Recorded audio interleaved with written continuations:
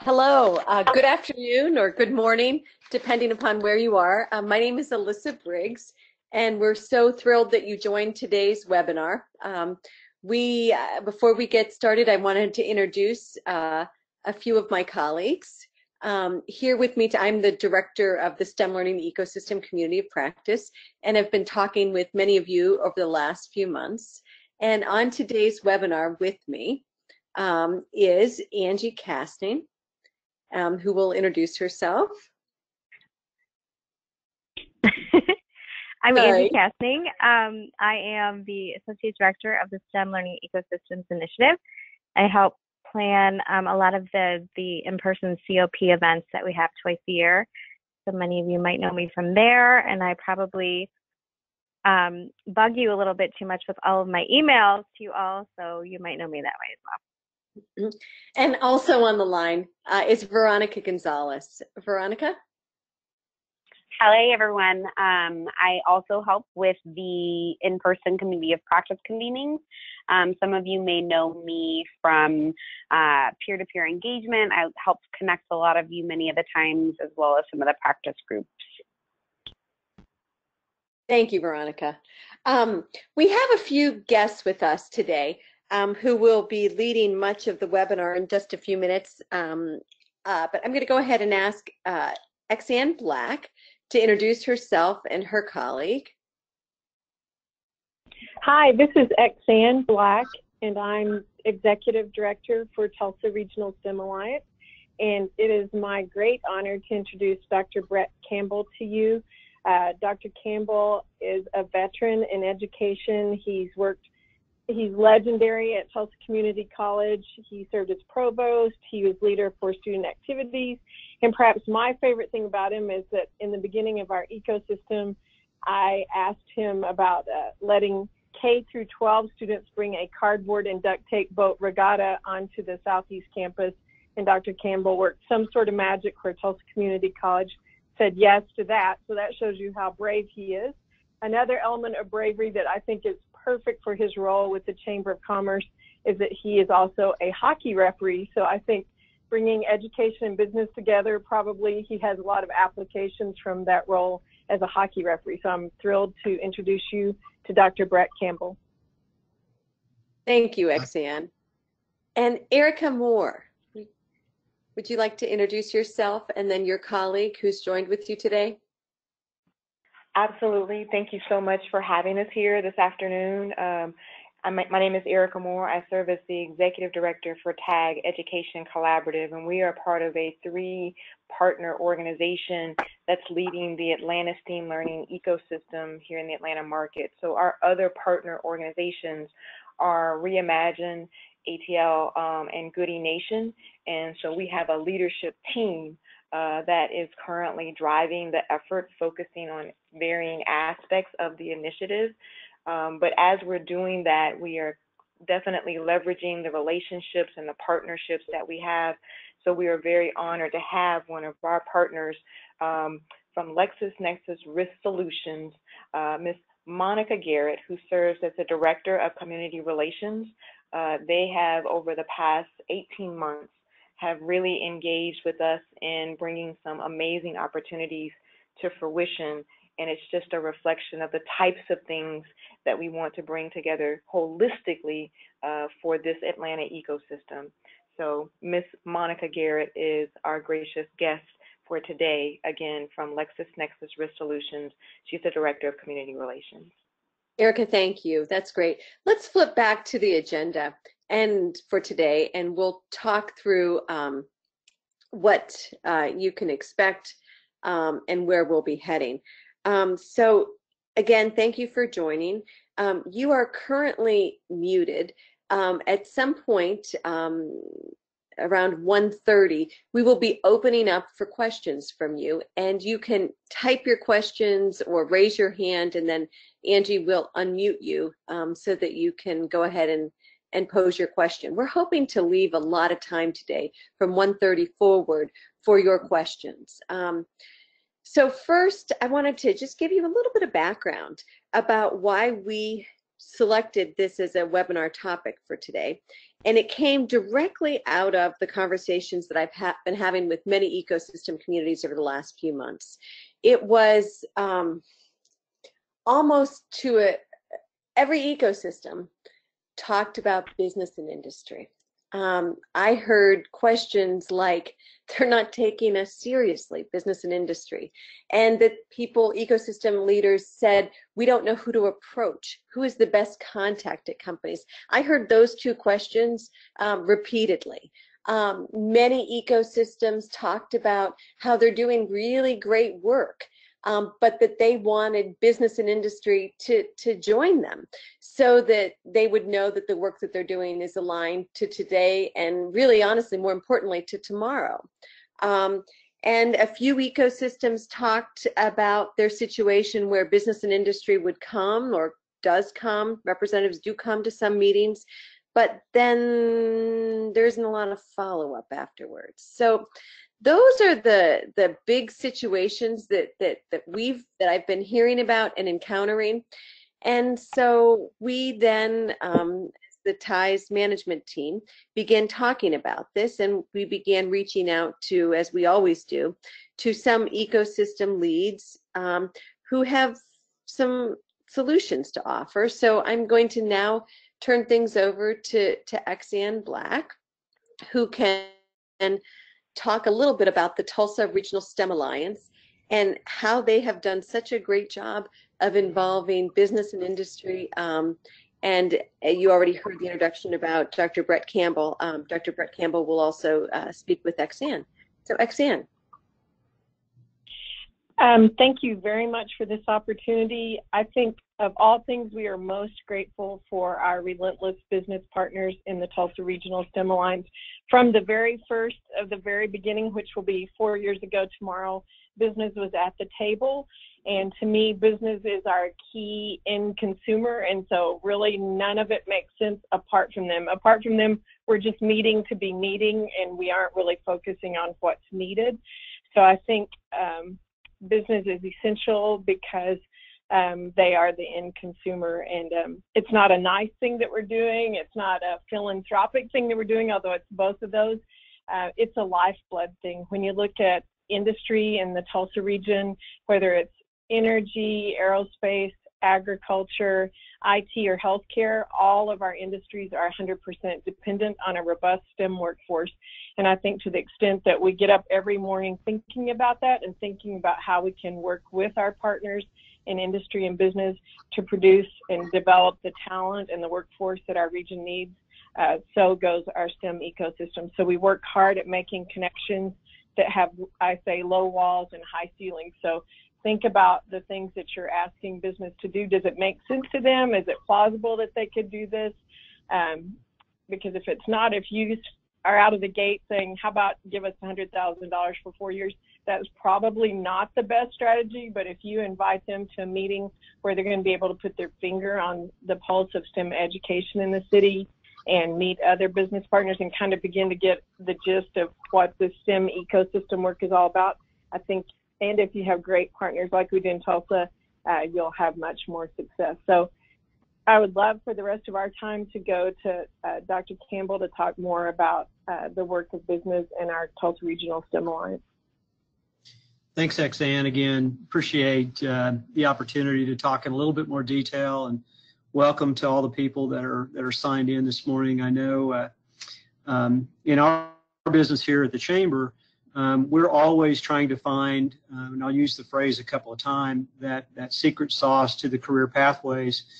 It really is going to, allow our local businesses to expand, or for us as a chamber through our economic development strategies to attract and retain additional businesses. And so the partnership between the STEM Alliance and the group, the team that I work with here at the Chamber, I've been at the Chamber a little bit less than 2 years, formerly was in higher ed, so I certainly understand that pathways set of steps to try to get people through a credential or onto an associate degree or through a bachelor's degree, that really is, as Exanne just talked about, it's the lifeblood. want to talk in a little bit deeper dive as far as some of the things that we do that I think supplement and support that. Our role and my team here at the Chamber, we completely focus on talent attraction, retention, and cultivation. And we do that with multiple strategies.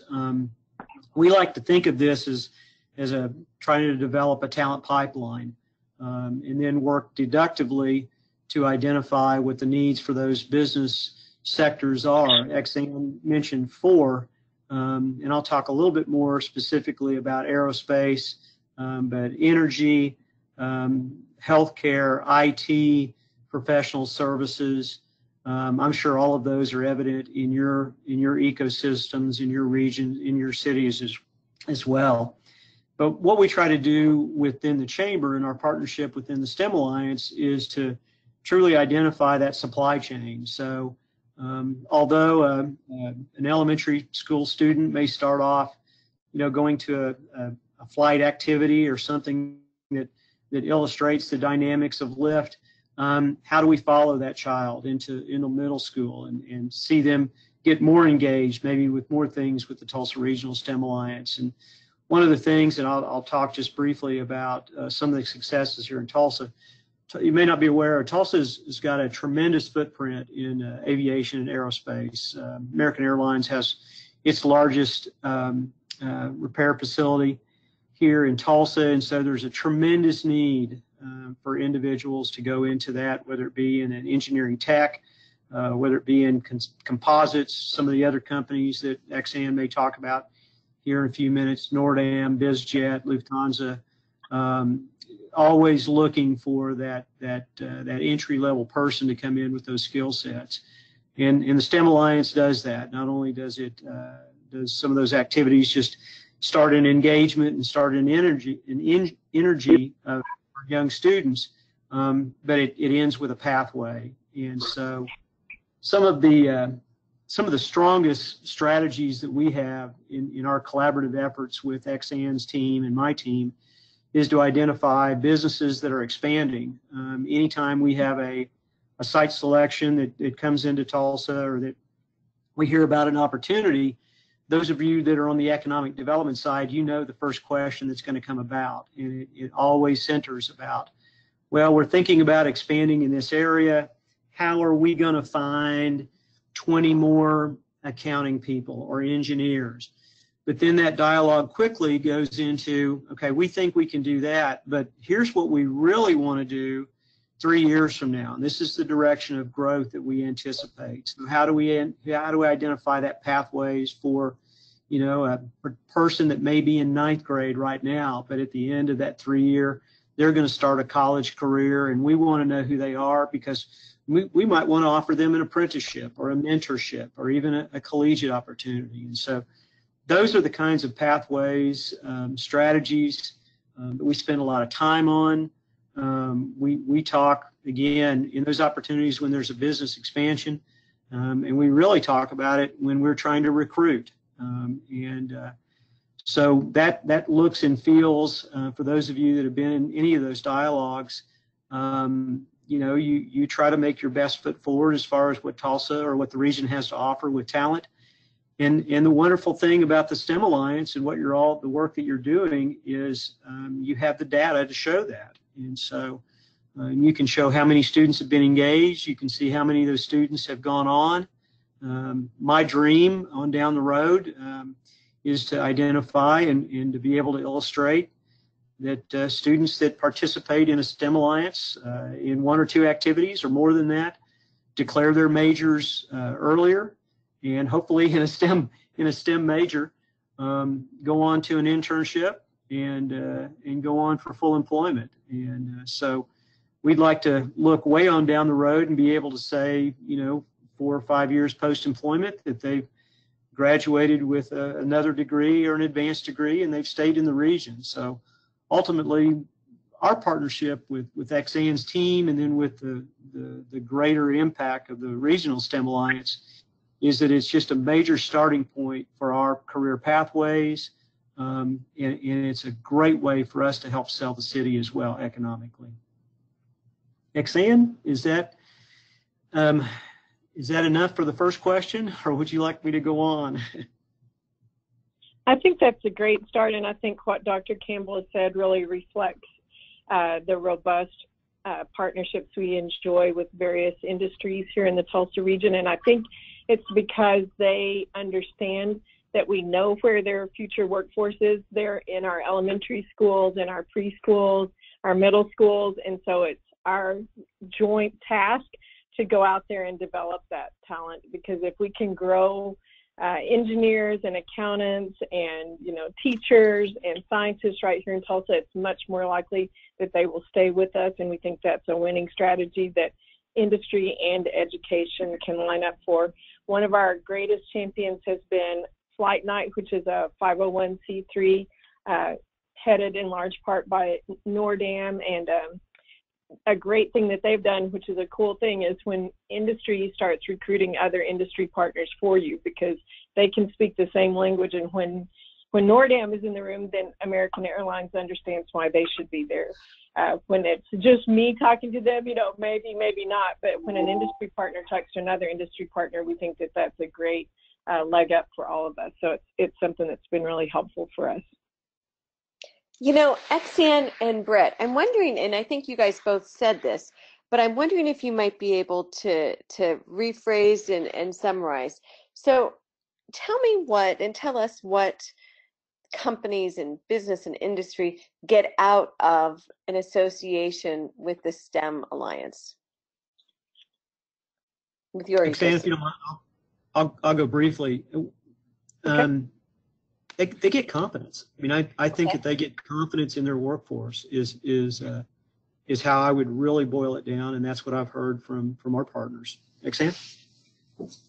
I think the other layer to add on to that is that in this new age of modern workers, they want something more than a huge paycheck at the end of the month, which is nice. They want to know that their company is investing in their community, so it's a huge retention tactic. It can also be a great communication strategy, so that the community begins to understand, oh, NORDAM is here and they're about it. They're about, making repair parts for airplanes, but they're also really about investing in our community, which builds incredible loyalty from the community for that company. Mm-hmm. Okay. I know that there'll be more questions for you shortly, but let's go on and have Erica talk a little bit about the partnership that they've developed with LexisNexis as an example of some of the work that you talked about already. Sure thing. So for us, one of the first things I wanted to do was, again, give perspective around who we are as Atlanta STEAM Learning Ecosystem. So these are just a few quick slides to give you perspective about that, right? We're focused on connecting educators and school districts and businesses and industry partners. We're collaborating with a multitude of stakeholders here in the Atlanta market, because Atlanta does have a plethora of stakeholders, but to ensure, right, high quality STEAM education is available, and actually available to all students. So trying to mitigate some of the inequities that still exist in our educational system, some of the lack of access that still exists in our education system. Working together, again, holistically, collectively, with all of these varying stakeholders to truly inspire students to achieve STEAM opportunities. Dr. Campbell mentioned in terms of being able to track and pinpoint and clearly identify that because of the touch points that have happened for students, their forward trajectory in terms of gaining internship opportunities or gaining, gainful employment opportunities or even entrepreneurial opportunities. All of that because there have been a variety of companies, industries, community partners that have engaged together to ensure that for the students that exist in our Atlanta metro area, which again is very broad, widespread. We're talking about 7 districts, right? So very, very meaty in terms of an effort and in terms of a reach. And actually on the next slide, it gives some examples of who some of these partners are for us, who some of the stakeholders are for us. So one of the things that was really a blessing for us when we applied for cohort 4 this year was the opportunity to gain rapid response and support and buy-in from varying organizations who were willing to say, yes, this is of interest to us. Yes, we are willing to make a commitment to this. Yes, we want to be accountable for making a difference in our Atlanta metro community. Again, we were fortunate to receive initial funding from the Arthur Blank Foundation, which is, they have a whole pipeline initiative based here in the Atlanta metro market because they recognize creating synergy and connectivity is truly necessary to be even more successful as a market. But one of the reasons we wanted to highlight LexisNexis Risk Solutions specifically is because we just feel like they are a true champion. We recognize, particularly in this last kind of 18-month period when actually our Director of Development started the conversation, Mary Kay Bowler started the conversation with Monica about what can we do together. They have stayed committed to that. They have engaged with us and they are building and continuing to grow the types of opportunities that we can partner with them here in creating a very strong footprint. And so again, our hope is that this type of relationship can be a model, can ideally energize other efforts that we would love to see happen within the ecosystem. We have had some positive milestones, so the next slide just is a reflection of that. Some of the milestones, some of the things that have already happened holistically for our ecosystem, for the Atlanta STEAM Learning ecosystem. But again, this is a highlight and giving a nod to LexisNexis Risk Solutions specifically because of things they've done with us, like a digital immersion experience where students had the opportunity to engage with over 120 plus industry professionals, actually giving back to their community over a 48-hour period in what I'll call a high-paced hackathon is probably a very understated way of describing that opportunity for those students. That then moved on for them to host a coding camp, a 4-week coding camp for free for students, which again in this market is a little bit of an anomaly. Most of the other coding camps around here cost about $400 maybe, and that's just for 1 week.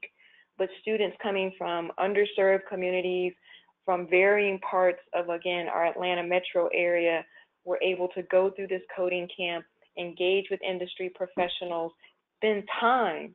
One of the key parts was spending time at LexisNexis Risk Solutions, where they received data management certification. They engaged with practically 50 team members and employees of LexisNexis Risk Solutions.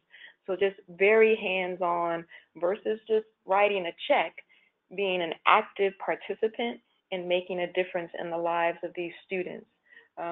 They've already committed for next year to do the camp again, and we are already getting geared up for another digital immersion experience yet again this fall. So when I say committed, they have become a poster child for what commitment looks like, at least in our eyes. And so we're glad that they can share with a larger, more national community the types of things that they're doing. So I'll turn it over at this point to Monica and just allow her to share her very direct perspective around any and all of that. Thank you, Erica, and good morning and/or good afternoon, everyone.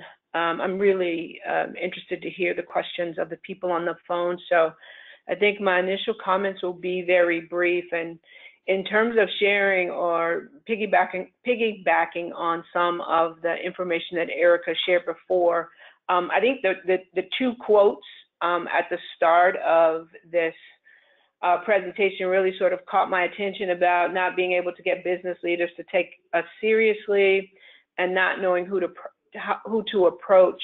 You know, and I will say at the start of our relationship with the organization that Erica represents, it was baby steps. It was small steps initially. And everything that they put on the table was not an immediate fit.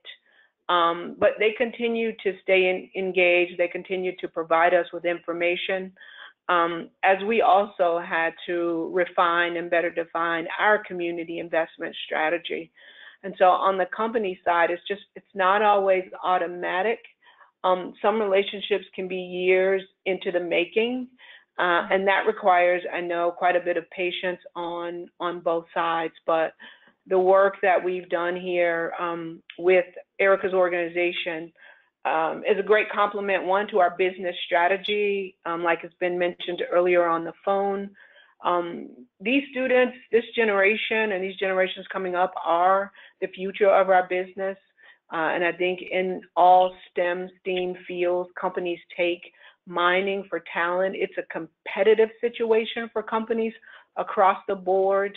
And we fully recognize that we have to put long-term resources into developing students, so we know where our workforce is going to come from. And from that, I'll turn it back over to the presenters.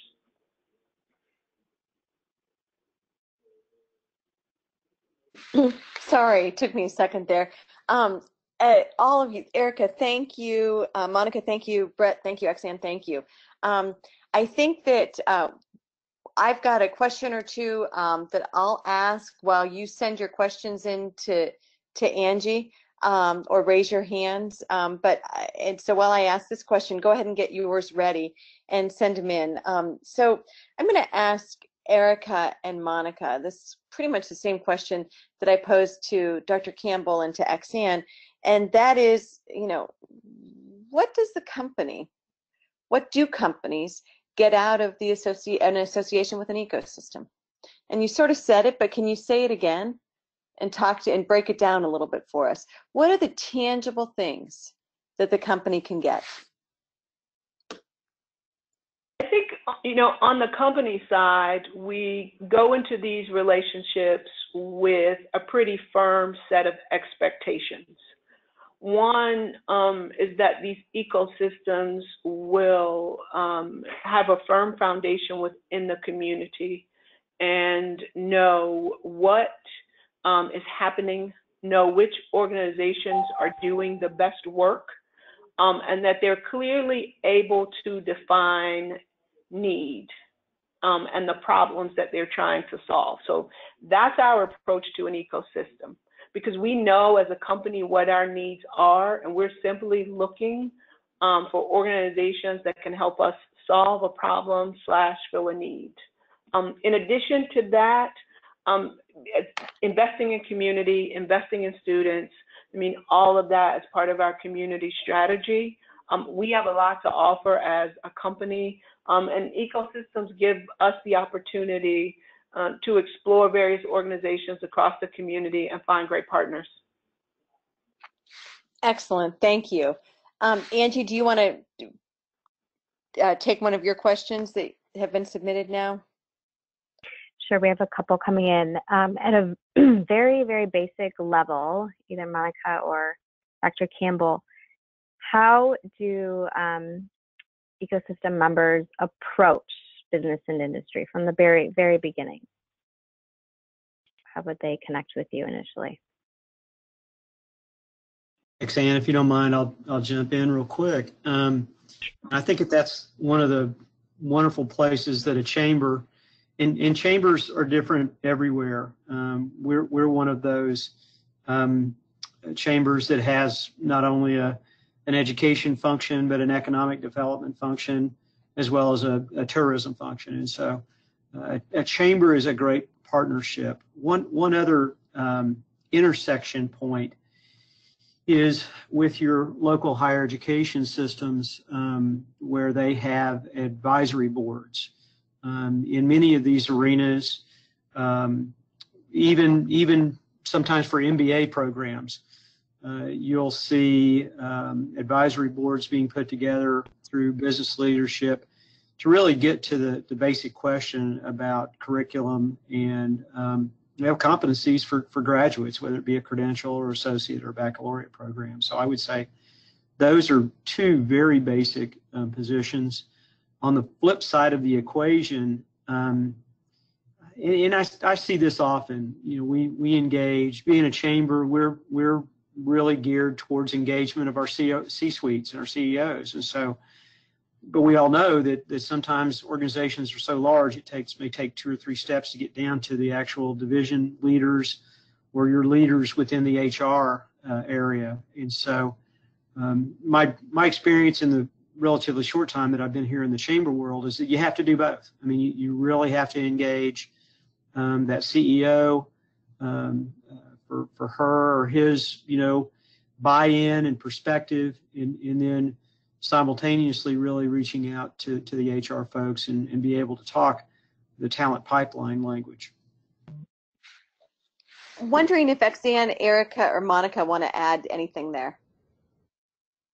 I have a wise old friend who used to say, pursue relationships and the money will take care of itself. And so far that's working out. I think pursue whatever relationship is in front of you with all of the companies, because even if, they are not the right person to help you with funding or help you with somebody on your board, that if they see that you're doing good work, they will connect you to that person. So do the right thing, do hard things, build strong relationships in the community, and you will get to the right places. The only other thing that I would add is I think, because all of those have been amazing responses, is just alignment. A lot of times organizations want to pursue, business partners from the perspective of what is it that we want, or when I used to work for IBM, right, as an account executive, they used to talk about selling what's on the truck. Well, sometimes selling what was on the truck wasn't in alignment with what the company, the customer, the client was in need of. It wasn't aligned to their business goals, their objectives, their community engagement opportunities. So just an encouragement around ensuring that as organizations are approaching industry partners, that they're doing the due diligence to do it from a perspective of alignment to where are they placing their energy, what are they passionate about. Like, as Dr. Campbell mentioned, if you're going to pursue the C-suite, then understanding they too have their own, specific interests that, so just being in alignment with that, understanding that, putting the energy and effort into understanding that in as much as actually pursuing the organization. And to Xanne's point, when you do that, right, when you do it from that perspective, do it from a very transparent and very synergistic perspective, it allows those opportunities to come to fruition in a much more fruitful way. I think to Monica's point that she mentioned earlier, right, everything that was put on the table didn't line up. And in fact, when things were in alignment, that's when we saw the opportunities to push forward with some of these opportunities that we've had to date. So thank you, Erica. That kind of segues into the next question, specifically related to funding. So you have this relationship, and then when and how and at what point do you ask this business industry partner, to provide funding to you all? That's always the fun question. Well, I think one of the big parts of that, right? So I just gave the soapbox response around alignment, but a proven track record, right? Monica and LexisNexis Risk Solutions had to see over time, right, and over one opportunity after the next, and starting, like she said, with baby steps, that we were worth our salt, I'll say, and that we could deliver on the commitments that we were looking to deliver, again, collectively for our two organizations. to her point, right, sometimes it may be a slow process and it may require some opportunities to truly show you this is what you bring to the table, and you can bring to fruition the commitments and the things that you are saying that you can, that you can deliver to the community. And with that grows trust, and with that, to Xan's point, builds a relationship, and thus we were, for us, truly excited to hear her come forward and state that they were willing to commit to next year for this camp without the ask actually happening. But that didn't come without us having to identify and prove through some other engagements that, one, we were partnered with them, two, we were aligned with them, and three, we could prove the commitments that we said we could deliver on. So, yeah, that's always the fun question. Monica, a few of those came in. I like to tell people, it's kind of a joke, and when I get to know you a little better, that, for us at LexisNexis, we like to date before we marry. So if you think about that in a life situation, you've got to spend some time together, right? And like Erica said, you've got to build that trust and that relationship, before you get to the point of funding, because, from where I sit, I don't necessarily know all the time that funding solves all the problems. And so as you're building your organizations, there are lots of other things that corporations or businesses have to offer, like expertise in being an efficient organization, like customer service and training. And so when you're really building your community organization, some of those same attributes that apply in the nonprofit world apply in the business world. And so as you're thinking about how to leverage your relationships, funding is one way, but there's a plethora of other resources that companies are so willing to give if presented with the right opportunity. And just to piggyback on what Monica said, we try to show potential business partners, this is who we are, this is what we've done, these are the results, and here's a menu of ways that we would love to collaborate with you. And we try to show a wide array of opportunities. So it could be, please join our advisory council and come check us out quarterly and see what's going on in STEM. Would you consider being a math mentor? Could you work 30 minutes a week with kids on math proficiency? Or could we come and talk to your employees about that opportunity? All the way up to, would you consider being a board member? Would you host a teacher as an extern for 6 weeks next summer? And then, I usually end with saying, and we, like every other not-for-profit you'll talk to, need funding. So those are, 3 or 4 or 5 or 6 ways that we would love to partner with you, because that way they see that there's an array of ways that they can engage with us. Wonderful. Thank you, all of you. I think that addressed a lot of the questions we had coming in. We have another one. It's rather long. I'm just going to read it. Much of the innovation in STEM instruction is happening in the out-of-school space. So innovation in school experiences is limited and seems to include elementary. There's limited investment in teacher professional development. How do we involve the business community and inspire their investment in teacher development specifically? We've had several businesses invest in professional development, and thanks to their investment, we will train over 1,000 teachers this year. And I think a really persuasive argument with business is that for every teacher we train, we're reaching, 50 to 100 students this year and every year of that teacher's career. So that's, on the payout thing, that's a really huge win for businesses. They just have to be brought around to seeing how impactful it is that we invest in our teachers. Could I add one other piece to that? I think that one of the things that Xan and her team do extremely well is engaging teachers in business, and she mentioned this, I think they call it an externship, but an over the summer experience.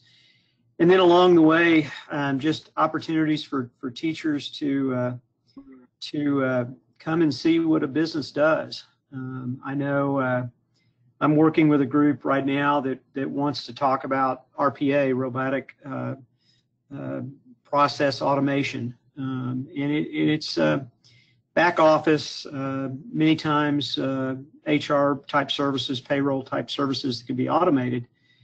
And talked with a few teachers, and they don't know what that is. And so the ability to partner with a STEM Alliance and then to make happen, to execute that opportunity for teachers to go and really see, you know, and it could be a manufacturing process. It could be a back office automation type process, but to really see that firsthand and then translate that into job titles, and then of course translate that into competencies in stackable competencies as a student goes through middle school and into high school, I think is just one of the most fundamental things that we can do with a partnership between a STEM Alliance and a business community.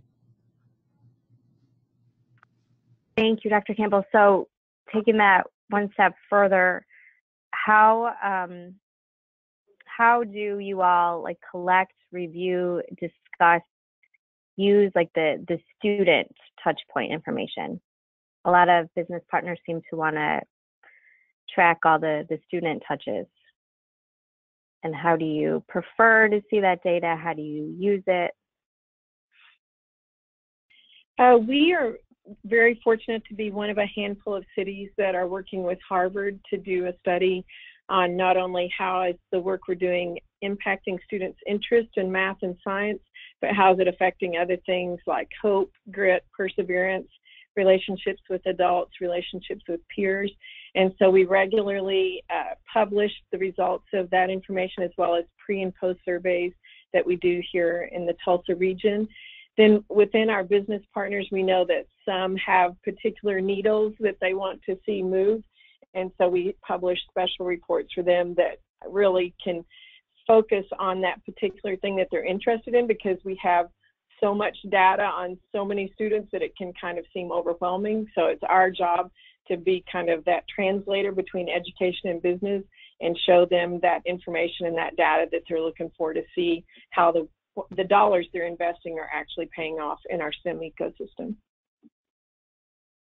That's great. And here in Atlanta, we have an amazing part of the leadership team is a research arm, right? So leaders who are very proficient at gathering, analyzing, managing that data.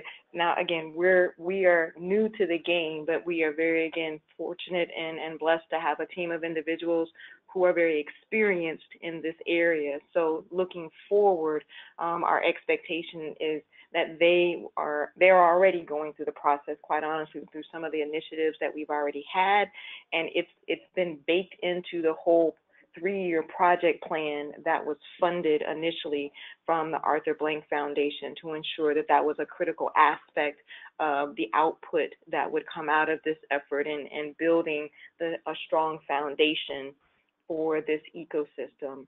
In addition to their expertise, one of the very intentional parts of our recruitment effort has been inviting in organizations like Seismic, which is a huge K-12 outreach arm here in the Atlanta metro area. They come out of Georgia Tech.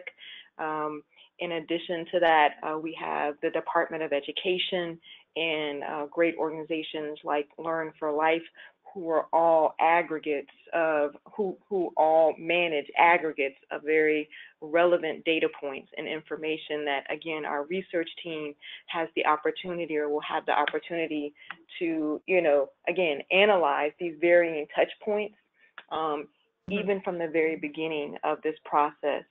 So the team was very intentional about making sure that that was a critical element to the success of this.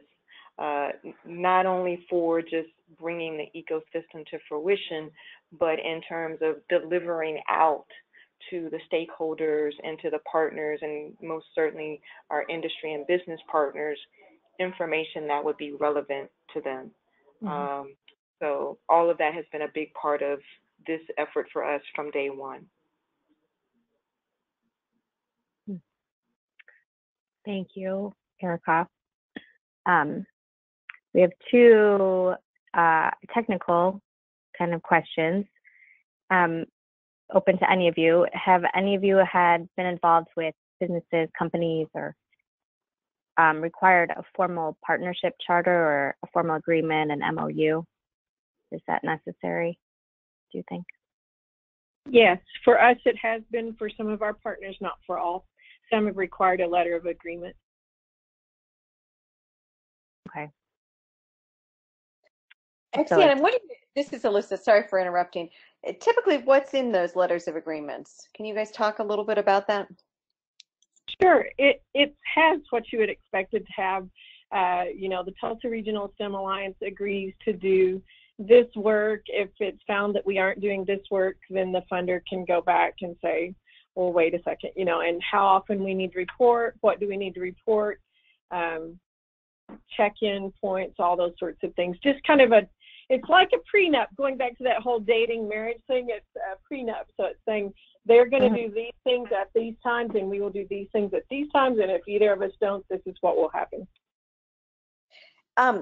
Exxon, we've been involved in improving, adding some more resources on the internal website.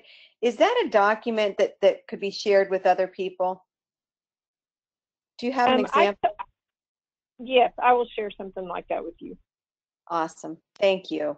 And we will add it. We are in the process of adding, and Veronica can speak about this kind of quickly. We're adding more documents to the internal website that may be useful for you. And Veronica, would it make sense to create a new category up there for business partnerships? It might. I might want to look at it and just add it to our sustainability and fundraising aspect or relationships. Sure. But this is actually a great time to do it for anybody who's on the line. If you do have resources that are able to be shared, including that of Exxon, so thank you very much for offering to share it. It's not live yet on the internal site, but we are absolutely collecting different things such as, you know, fundraising parts anything that helps in support sustainability or fundraising, like the exam just mentioned, or communications materials, anything that you are willing and able to share with your peers. We're collecting that. You can feel free to email it to me. I'll put my email in the chat. We will launch it very soon for everybody to have. Sorry, Angie, go right ahead. Oh, no, that's okay. That's great. Just another quick technical question to Erica and Exxon. Within your ecosystems, do you have a specific person who's designated as managing the business relationships as part of your team, or is it kind of a group effort? I think it's like communication. It's everybody's job, but we do have several business members on our board as well, so they definitely advocate for business interests. So we're still in the development phase of our advisory board. And again, with 3 leading organizations in the Atlanta community being tapped for this, obviously all 3 of our organizations come into it with existing relationships. But you know, the hope is obviously that will continue to build and grow beyond any of our existing relationships. We do have, because for the grant that was given to us for the 3-year commitment, we do have to match the funds that were provided. So there is most definitively an effort put specifically in that space. We do have someone on our team who focuses on that, but again, I don't want to take away from the relationships that all the organizations have and the opportunity for everyone to pitch in, basically, in bringing that matching commitment to fruition. But as this entity builds, unfolds, gains ground, creates a groundswell, and more importantly, back to the point that was mentioned previously, establishes itself from the standpoint of being a relationship builder. The hope is that it will easily attract beyond the organizations and the business partners that have already started to express an interest in partnering in an initiative like this. But obviously that takes time, that takes effort, and probably what's something a little bit more of an anomaly for us in this Atlanta market, because there are so many established, amazing community partner organizations. They too, right, have some of their own relationships, and there is most certainly a lot of overlap that happens in those relationships. Here again, that was part of the reason for the Arthur Blank Foundation was wanting to centralize and create synergy around that aspect specifically. So that's something that is definitely a part of the edict for us in terms of how do we optimize that, create greater value back into the ecosystem, back into the community partner network, and really allow these funds, right, to have a greater reach in their touch points and a greater reach in their impact, most importantly. So that's a mouthful, but that's kind of where we sit currently in the. Well, you kind of touched upon kind of started answering our next question, and Dr. Campbell and Monica can address this as well. But how do you manage employer fatigue? So you get all of these repeated and multiple requests from, overlapping organizations, and how do you manage that? Yeah, or maybe it's not an issue where you are. Oh no, it's an issue.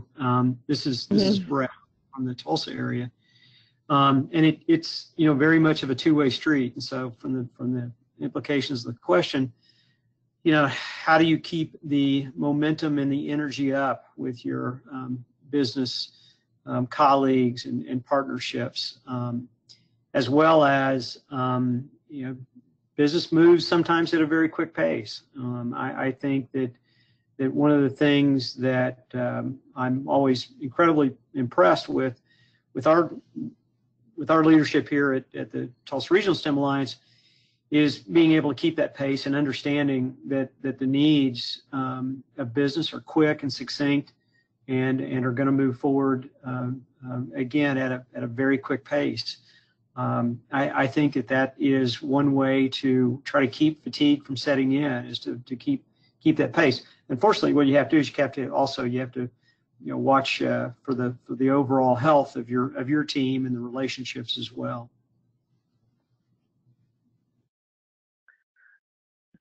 Thank you, Dr. Campbell.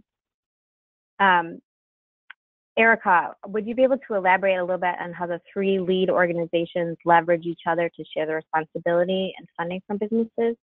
We have so many ecosystems who are working on collaborating, and any tips for that? Collaboration versus competition for funding, how do you manage that? Certainly. Well, I would start by saying what's interesting is that all three of our organizations are three very different organizations. So I have to give much credit to Arthur Blank Foundation for, on their part, being intentional about that.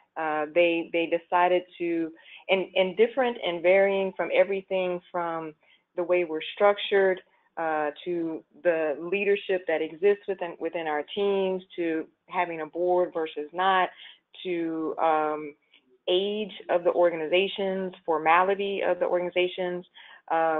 So in and of itself, our three organizations have been an opportunity to prove that you can bring together, right, three different entities to work towards a goal of success collectively. And again, the hope is that for the work that we're doing on the front end of this, it will be able to speak to what we're hoping the growth of the ecosystem will eventually reflect as well. With those differences, again, come some similar but some very different relationships in terms of business partners. So when I mentioned we're in the development stage of our advisory board, that's been an opportunity for all three organizations to make recommendations as to who we would like to consider and invite to be a part of that, so that no one organization has the opportunity to have dominance over any of that, and that it can truly be a very heterogeneous reflection of the types of opportunities that exist out there, the types of needs that exist out there, the types of alignments that are available out there. You know, even though the team came into this fall of last year with kind of these identified roles and responsibilities, the team has tried to be very respectful of each other in leading this effort. So there are weekly conversations that happen amongst the leadership team to make decision points like the one I mentioned around the advisory board, or to make decisions around ideation about who to pursue for funding, or even to make joint decisions around some of the initiatives that we've already brought to bear thus far, like our Youth Innovation Day and the Stakeholder Ideation Lab. There's a recognition of who has what strengths in what areas, and again, that was a part of the initial building of who would own, so to speak, which roles and responsibilities. But thus far, the organization, the team has definitely tried to operate from a position of synergy, from a position of collective thought. You know, I will not say it's been a bed of roses, because nobody would believe that, because we're people. We are who we are, and everybody came into this with their own set of agendas, right? But what has been extremely impressive, speaking honestly as the person who came in last, because I came into this role in September of last year, and they were already having these conversations, has been the consistent effort by all three organizations to operate from a position of respect, synergy, and collective impact. And so hopefully we're making Arthur Blank Foundation proud. But again, hopefully this will be an opportunity to be a reflection of what the ecosystem can actually be when it unfolds. Awesome, Erica, thank you so much. We do have a few more questions that have come in, but being mindful of time, perhaps we can address these offline and include some answers when we email the recording out to everyone. Does that sound okay, Alyssa? You know, we're about the end of our hour. Okay. Yeah, that's perfect. Thank you so much. Thank everybody. Thank you all. This was a really good conversation. Thank you. Yes, it was great. Thank you, everyone, and we'll be sure to email the recording and PowerPoint out to everyone later today or tomorrow. So have a great afternoon. Thanks. Thank you. Thank you. Thank you for joining. Bye-bye.